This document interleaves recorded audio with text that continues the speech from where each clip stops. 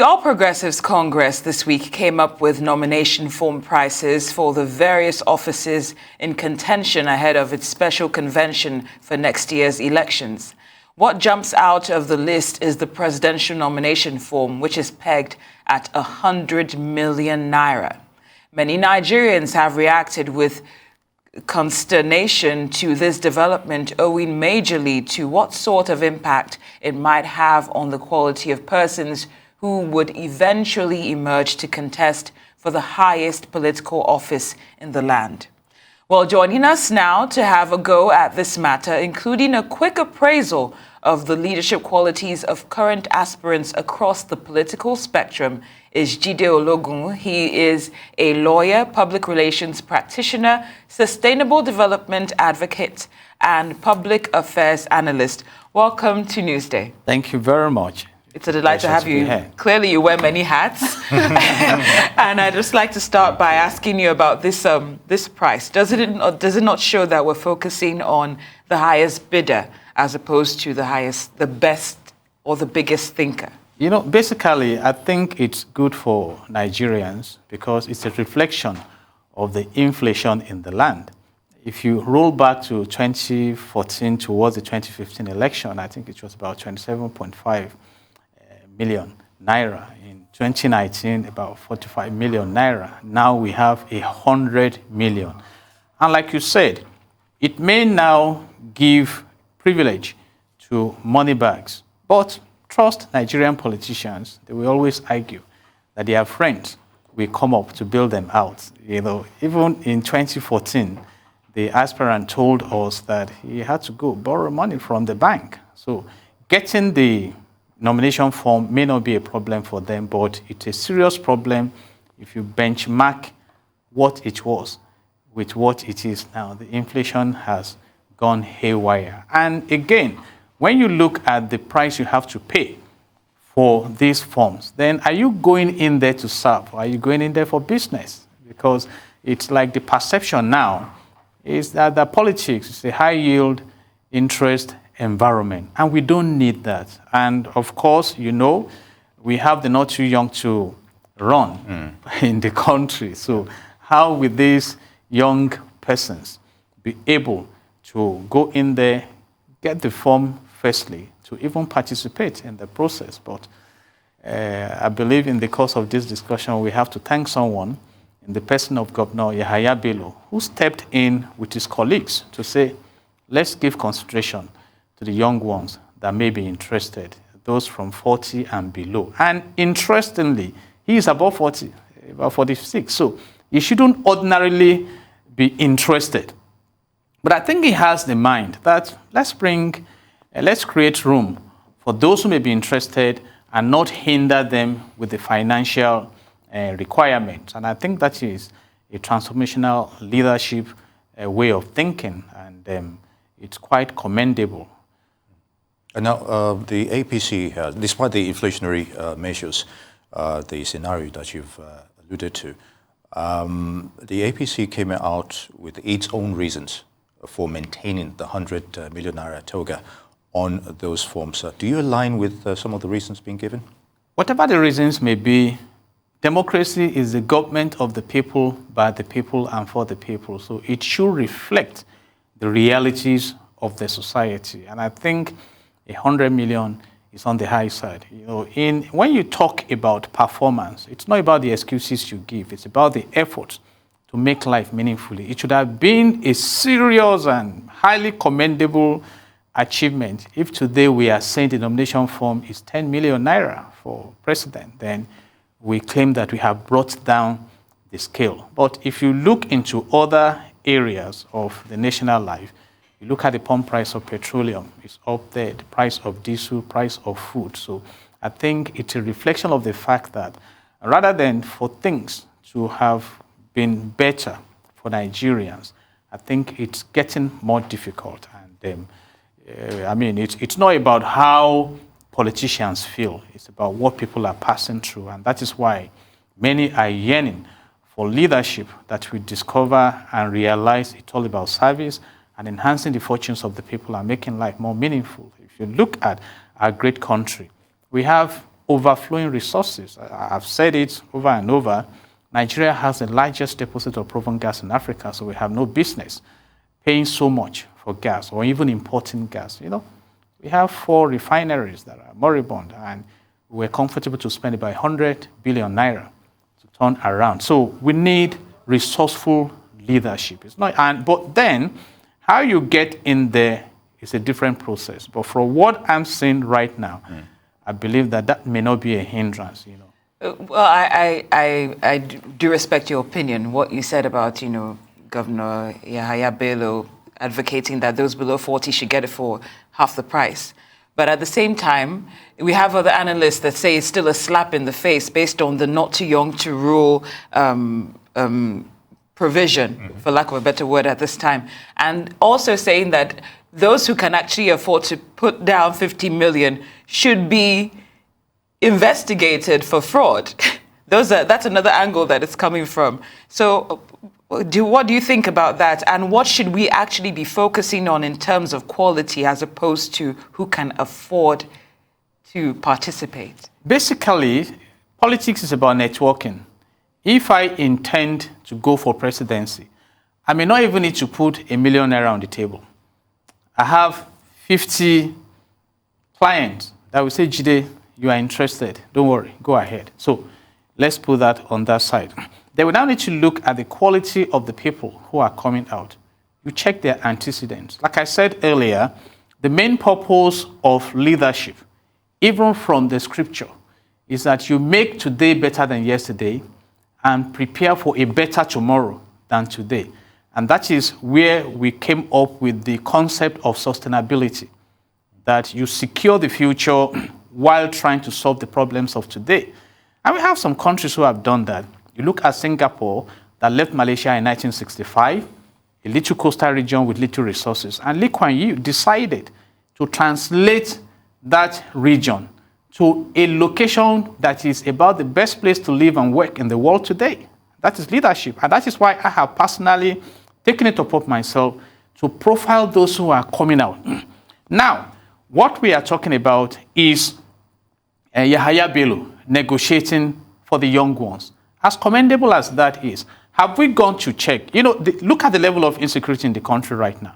And I went around looking at what governors are doing, even though security is on the exclusive legislative list. A person like Governor Yahaya Bello brought down insecurity in Kogi State. Kogi State is one of the safest states in the country today. What did he do? He collaborated with the existing architecture. He brought in more vehicles, more motorbikes, and networked with the military, the law enforcement agents to bring down insecurity. In fact, at a time, he led the campaign against pulling down the houses of kidnappers to send a signal. And that is something remarkable. So you can imagine that this kind of a young governor has the opportunity of handling that security on the exclusive legislative list. Perhaps he may now consider giving us state police by relating with the National Assembly and lobbying them to touch that aspect of our constitution. We are not advocating for Nigeria breaking up. And that brings me to what we have in Section 14 of the Nigerian Constitution 1999 as amended. You talk about the motto of Nigeria, which is unity, faith, peace, and progress. In Kogi State, from my study, you have the Igala, you have the Ebira, and the Okun. He came up with the concept of Ebigo. Let's bring all these people together. Let's be united. In fact, the deputy governor, who was the chief of staff, came from Igala while he is from Ebira. So, and if you look at the gender requirement of the Sustainable Development Goal, there are 21 local government areas in Kogi State. All of the vice chairmen or chairpersons, like you may want to say, are female. So you look at this, you look at his academic profile, and at the point, I did a study and I realized that the state got an erosion control fund and returned about $4.6 million to the World Bank. And that was highly commended because he now made provision available for a neighboring state, Plateau, to have access to funding. So when you look at, you can either have transformational leadership or transactional leadership. I'm not from Kogi State. I love Kogi State. And you look at the enormous resources. It's a confluent state, so to say, where things flow together historically. And I was in Kogi State during the regime of former President Goodluck Ebele Jonathan, during the expansion of a cement factory there. And I was amazed. Dr. Makoju, of blessed memory, gave a lecture that day that the raw materials for producing cement in Kogi State cannot be exhausted in 70 years, 70. Secondly, he said it is cheaper to construct roads with concrete than with bitumen and other materials. And thirdly, he said that it is cheaper to maintain roads that are constructed with concrete. So you look at a country where the resources we need for development are available, but what do we do with them? And these are concerns for some of us. And you talk about energy. This is a 46-year-old man. And look at during COVID-19, he said, I don't need the vaccine. That may not be popular to the people, but he said, my people have greater problems than this COVID-19. Let's have security, let's have education. And I think so far so good from what we are monitoring. He has done well, and we are monitoring other states too. And since he has declared, I think it's a mobilizing platform for the younger generation. Though we all go and confront the APC at the primary level, and he has never cut across as a desperate candidate, except that he's a bold candidate. If you look at how he emerged as the governor of Kogi State, that was a very bold step. And then I believe that if he's given the opportunity at the national level, we may begin to look at redirecting this nation in the course of prosperity. We do not deserve to be the capital of poverty, even though I think India pushed us to the second position most recently. Actually, and a wise man said, you don't get what you deserve in life, you get what you negotiate. So, and I think the times are here for us to rise up and profile each candidate, look at the antecedents, and imagine what they can do with what they have done. And you know where to queue. Indeed. Still talking about the issue of profiling, I was actually expecting you to narrow it down to 2 or 3 individuals here. And this is not the first time we've been getting the vibes regarding the Kogi State governor, as it were. We have provided some others too. Okay, all right. In that regard, let's look at the scenario regarding zoning and the kind of aspirants being put forward by the parties. There's been bickerings over this, whether it should be zoned to the northwest, the northeast, the southwest, or what have you. But we still have an array of aspirants from different ethnic groups in both parties. So how would you, give your thoughts on the current narratives regarding the back and forth on that scenario? Zoning is not constitutional. It's just a convention of convenience that it must go around. And the big question now is that if you sit back to evaluate, leadership has gone round the zones in Nigeria, the basic ones. So what have we achieved with that zoning? You see, and right now, zoning has given us a slippery ground. So let me now profile some other candidates. The APC said we will zone to south. We have the southwest, we have the southeast. Right now, nothing has been said whether it is to southwest or to southeast. Already in southwest, we have big titans springing up in the person of Asiwaju Ahmed Bola Tinubu, who is highly influential within the party, and in the person of Professor Osinbajo, who is the current vice president. And we expect that that game will be played with wisdom, because the Southeasterners are waiting to say, let's see what happens. If these people cannot come together to resolve their differences, then maybe we should be getting ready. All right? And moving to PDP. PDP also is trying to strike a balance and watching APC before they move. All right? And there are postulations. If you look at how APC came up in 2013, it was a bouquet of different fragments of parties, ABGA, CPC, NPP, the new PDP coming together. And APC has not been able to synchronize since that marriage of convenience. So you may find some of the, splinter parties in APC controlling APC now. and who may not be conscientious enough not to sink APC for another party to be lifted. In fact, recently, the President and Commander-in-Chief of the Armed Forces warned the politicians in APC that you better be careful how you do your backstabbing so that the opposition doesn't take over.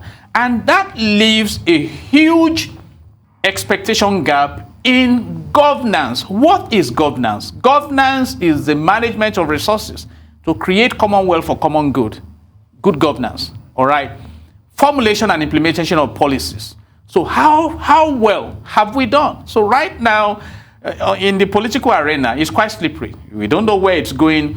And Nigerians are saying, oh, we're not happy with PDP. Are we happy with APC now? And the big question, the other parties, where are they? So these two parties appear to be the dominant ones. And I'm advising other political parties, you don't necessarily need to come out and be competing for offices, but you must be relevant. A party can take up education, then run with Section 18 of the Nigerian Constitution 1999 as amended that says the government must provide education for every citizen.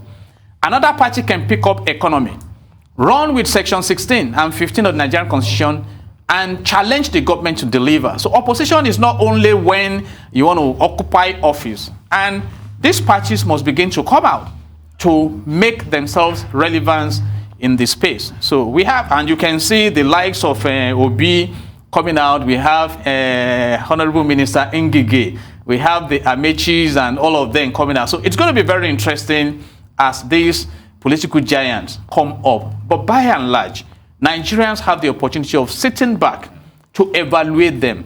Where are they coming from? What have they done? What can they deliver? If you permit me, if you go and study Genesis chapter 41, when Joseph was brought to the palace to solve the problem of the future, he had antecedents. He was in Potiphar's house, God prospered him. He was in the prison, he interpreted dreams. So a servant remembered him. Go and bring that man. And it was Potiphar that jailed him. It was a higher authority that released him. And he solved the problems of the society. So we are looking for problem solvers now, those who can confront challenges and not give us excuses. And what is leadership? Leadership is engaging others, motivating them, and influencing them to solve problems. Well, very well said. And leadership is also leading from behind, you know, I'm sure you've heard that. And since you're a lawyer, one of the many hats that you wear, I'd like to ask you again about the nomination forms. There have been reactions from the electorate, Nigerians, who also say that this is an exorbitant price, regardless of inflation or not. I'd like to ask if there's anything that we can do as the electorate, should we choose to challenge that price that has been pegged at 100 million, or are we simply at the mercy of the ruling party at this time? It's not a matter of being at the mercy. I pushed that to the National Assembly. Recently, we had the Electoral Act of 2010 amended. We now have the Electoral Act of 2022 as amended. And some provisions were brought in. And in that amendment also, the funds that parties can engage for elections, they've gone up. Go and compare what INEC collected for 2019 election to what they are asking for now. What can we do? Yes. The National Assembly can come up with laws to peg these expenses by maybe 7 years, to say if it's this much this year, if you cannot bring it down, it should not exceed. The National Assembly is the unique arm of democracy. Under the military government, you have the Supreme Military Council. But under democracy, you have the National Assembly of 109 senators, 360 House of Reps members. And that's why some of us are amazed when the National Assembly is asking that the president should sack service chiefs. We have changed service chiefs. We have given acid instructions to curtail the flow of insecurity in the country. But there are other options in the Constitution to make the President and Commander-in-Chief of the Armed Forces carry out the mandate that we have under Section 14, subsection 2 of the Nigerian Constitution 1999 that's amended, that says that the security and the welfare of the people shall be the primary purpose of government. But are you looking in that direction? And what I say is that it's just an opportunity for you to be there now. You will live there and join the larger society. So I pushed that to the National Assembly. Laws are made for the people, and laws are dynamic. So if you believe that these exorbitant prices are going to knock off those who can legitimately be on the field, then you peg it. Laws can be made, and when they are made, they are enforced. Look at the Section 84, Section 12 of the Electoral Act as amended. That says that if you are a political appointee, you need to resign before you even get nominated or you are getting active at the primary level. That is helping. Many of them are resigning, even though some are yet to resign because of the date. But we are waiting.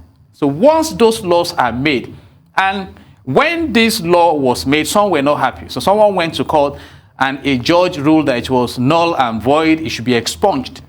But we know that there's a difference between a political appointee and a civil servant, as defined by the Constitution. But the moment you have those laws, it's either you dance on the slippery ground, you fall, or whatever the case may be. So I look in the direction of the National Assembly. When we even talk about restructuring, the president has told us over and over that it's not his assignment. It's the assignment of the National Assembly. So to what extent do we have a National Assembly that is representing the people? And I believe that's not a question for me to answer today. Well, good question. And people have been asking that question for a long time now. Unfortunately, time is upon us. Mr. Jide Ologun, Vice President, Top Foundation, lawyer, public affairs analyst, and so much more. I'd like to thank you for being a part of Newsday today. It's good to have you. Thank you. God bless Nigeria. Indeed.